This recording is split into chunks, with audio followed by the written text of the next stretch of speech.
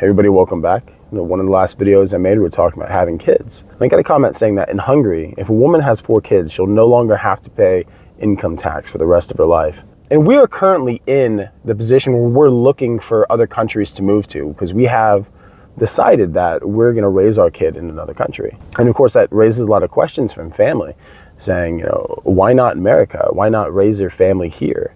So, I really had to think about my answer for this. Why aren't people having families in America anymore? Why don't people want to have families in America anymore? In 2018, there was a survey and said that 47% of Americans under 50 have no desire to have children. And I find those results to be shocking. Are they shocking though? Should I be surprised? I personally want to take my family out of this country. Though I've lived in other countries long enough that I see the appeal, I see the benefit to living in other countries. But raising a family is something new to me, and it's a big decision for us to leave. So I really kind of looked into it a little bit. What are the benefits of having a family in America compared to other places, compared to Europe, compared to Asia, compared to South America? And just having the family in general, the first step of actually having the kid. America is the only country that doesn't have government-required maternity leave. If you're lucky enough in America, you'll have maybe 6 weeks off at your job before you have to go back. And pregnancy is going to affect women differently. Some women, they can hop back into work within a couple weeks. Some women, the physical demand that the pregnancy took on them, the physical cost, sometimes you need more time to recover. And more than just that, that bonding time that you have with the kid, is so important. It's so important, not just for the baby, but for the mother, for the mother's mental health. And to have to rush back to work can create a whole new set of stress within the family. So why is it that America is the only country that doesn't mandate that? You may, it's a free marketplace.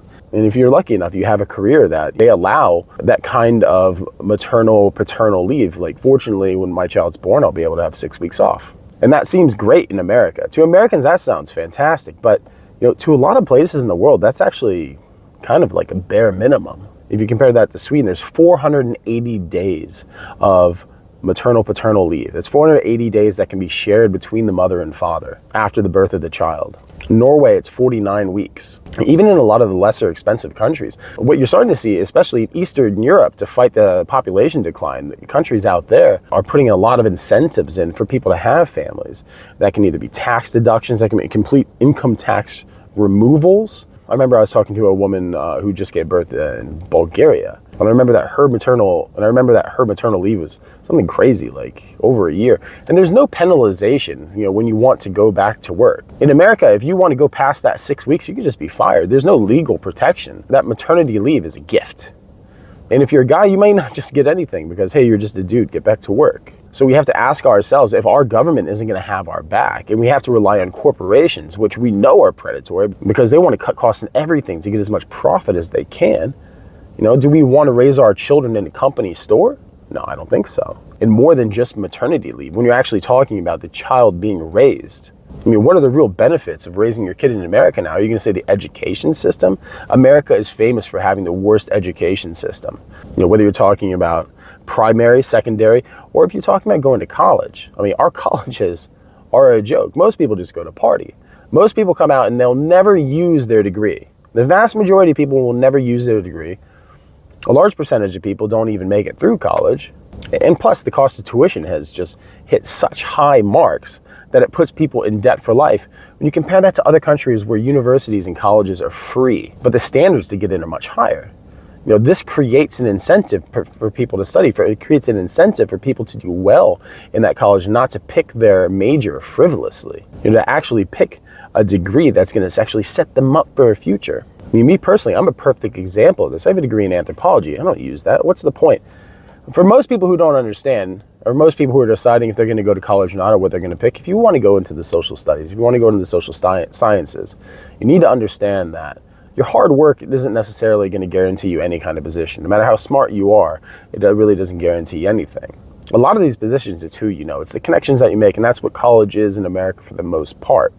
It's not exactly what degree you get. It's not exactly what your GPA is. It's the connections that you make.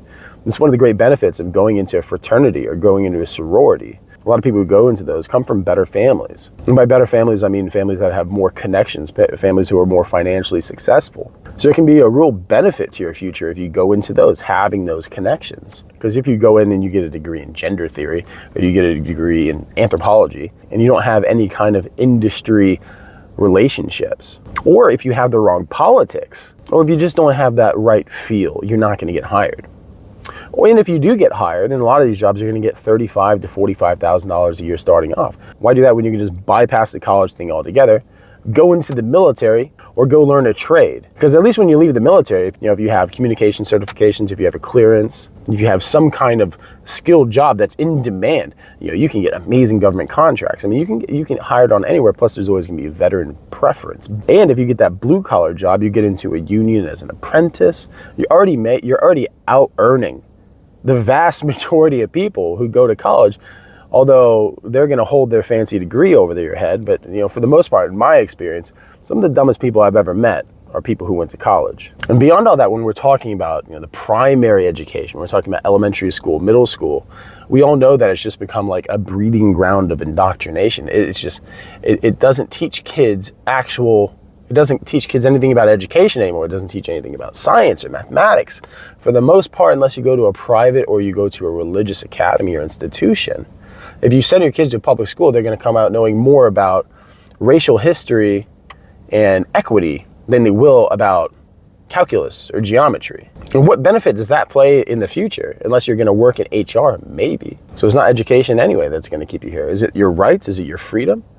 America does afford you a certain amount of freedoms, absolutely. But there's a constant effort for our government to water down our freedoms, whether it be the Second Amendment, whether it be the First Amendment. Your right to live and exist has become secondary to political and corporate interest. You have no real representation anymore. You have to join the team. The team doesn't represent you. You become a defender of the team. And we just even think about kind of the future of our child. Yes, there's great opportunity in America. Yes, there's great opportunity if you have all the right decisions, if your parents make all the right choices. And thankfully, with me and the wife, we're well past our party years. We're very responsible people now. We make good financial decisions for the most part. We had to buy that new car. We needed a family car. My truck isn't good enough, and there's two of us, and I work. So personally, I say, hey, get a $5,000, get a $6,000 hoopty. It gets you from point A to point B. It breaks down eventually. You don't have a crazy car note. We have a reasonable car note. We had a good down payment, so we kept it to the low 400s, and we'll pay that off probably by the end of the year. But not a lot of people can do that. A lot of people get stuck with these payments over there. But anyway, your rights in America, I feel like that's not as strong of an argument as it used to be. I truly don't. And that's a shame, because that used to be the cornerstone of what made America such a draw for most people. And now for most people who want to come to America, it's just purely economically based decisions. Because if you're going to live a kind of traditional family home with multiple generations in America, you can still do well. But if you're chasing the lifestyle of everybody needs their own home, everybody needs their own car, you have to be an incredibly high earner to actually live that kind of lifestyle. And honestly, I preferred that. I prefer to live in a house with grandparents. I prefer to live in a house with brothers and siblings and their families. Have it be a large house. Why not? Everyone put all their money in the same pot. Because that's what people do all over the world. It's not a bad thing, and it's not a bad way to live, to have those strong familial bonds, and you can lean on each other during hard times. If something happens to one person, the other people can lift them up so they don't fall. Family is a very valuable resource that doesn't really mean anything in America anymore. So if it's not the rights, so if it's not education, if it's not the government or the corporations having your back when it comes to maternity leave, is it going to be healthcare? I said that America has the best healthcare in the world, but nobody can afford it. And I have serious gripes with our healthcare system here, especially when it comes to emergency services. I mean, I've gone to the ER and I've been sat down for 10 hours waiting multiple times because of health issues that I've had. Like, I've had to go to ERs, I've had to get emergency services and use the healthcare in different countries all over the world. And I can say that America really does come up lacking, especially for the infrastructure that it has, especially for the technology and resources that it has. The care is just really bad. It's not worth it. The juice is not worth the squeeze. Like I said, there's really no incentive to having a kid here anymore. And beyond all that, having a kid has such a large price tag in America that there's really no way that you can actually do it unless you as a breadwinner, because if you get Child care, you're looking at $30, $40, $50,000 a year, depending on how many kids you have. So after the net income of one of your spouses, that's going to absolutely do away with that for most people. So you're going to need one person working, making $120,000 to $200,000 a year, just so you can have a house, just so you can have the cars, just so you can have all the bills paid off, just so you can actually go and do things. Make sure that your kid is fed, because grocery bills are through the roof. Insurance is through the roof. If you have vet bills, if you don't get sick, you're looking at thousands and thousands and thousands of dollars.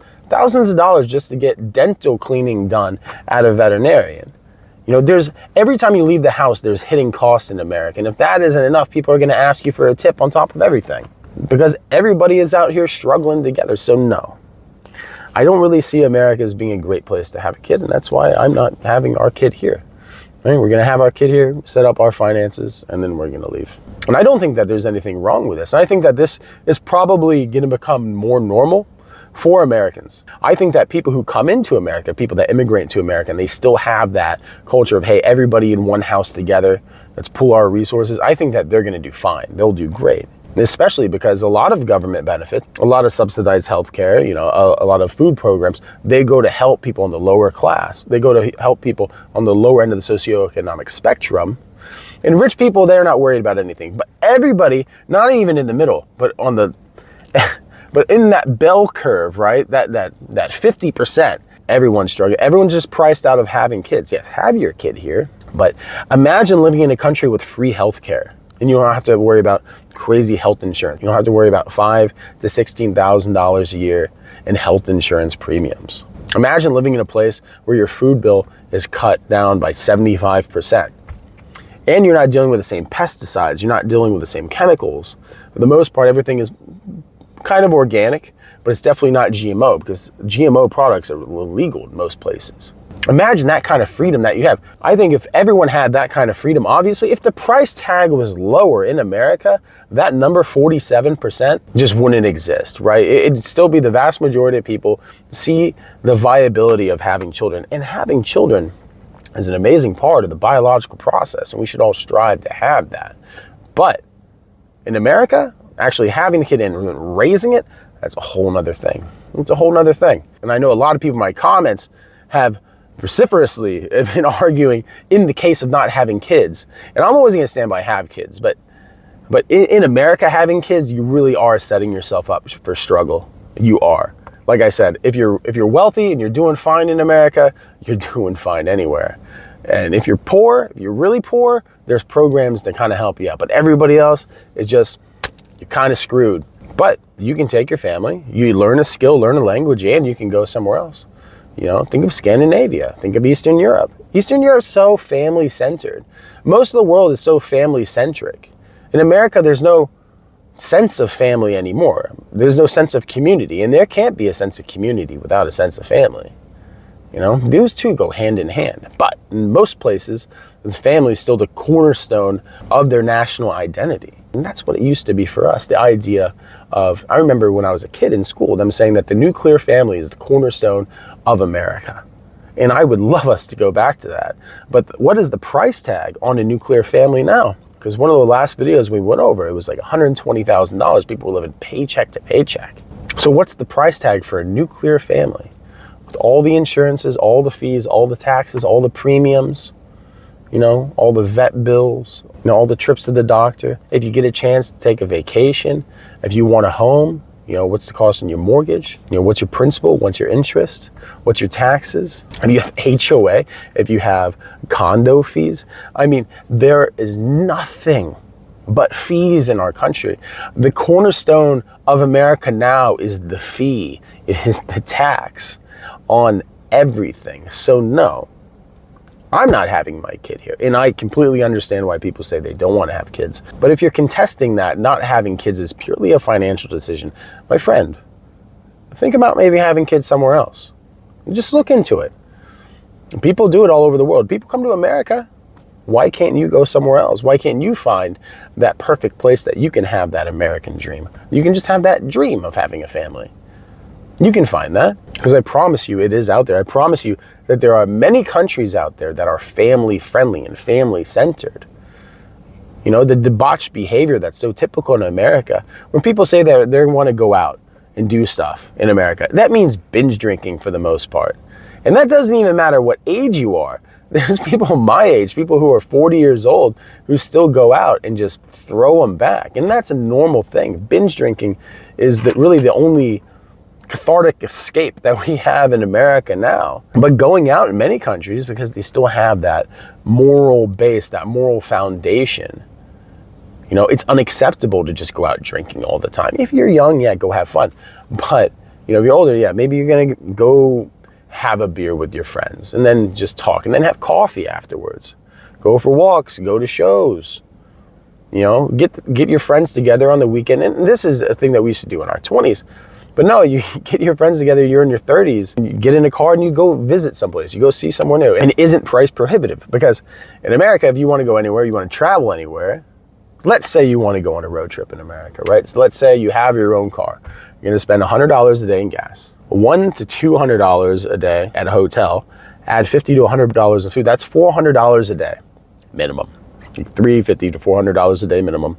Anytime I've gone on a road trip, this is typically what it is. $350 to $400 a day to go on a road trip. And that's not including park fees, no matter where you're going, if there's any kind of special things that you want to do. So let's mark it up to $500 a day. Who has $500 a day to travel, to have a life? No one does. You know, you're not weird for not having that. It's just everyone's been priced out. Living life has been priced out in America. You can go somewhere else. You can still find a place to have life.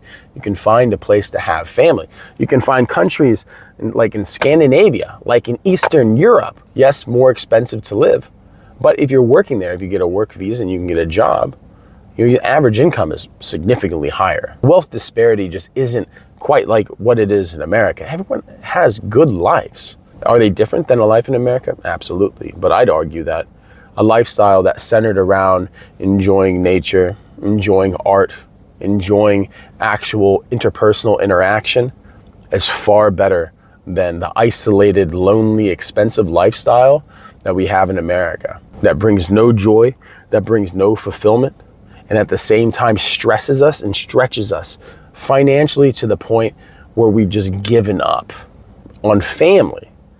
We've given up on having kids. So like I said, I understand, but anyway. Our friends out here are talking about not having kids. More power to you. If you don't want to have kids, don't have kids. No guilt, no pressure, nothing like that.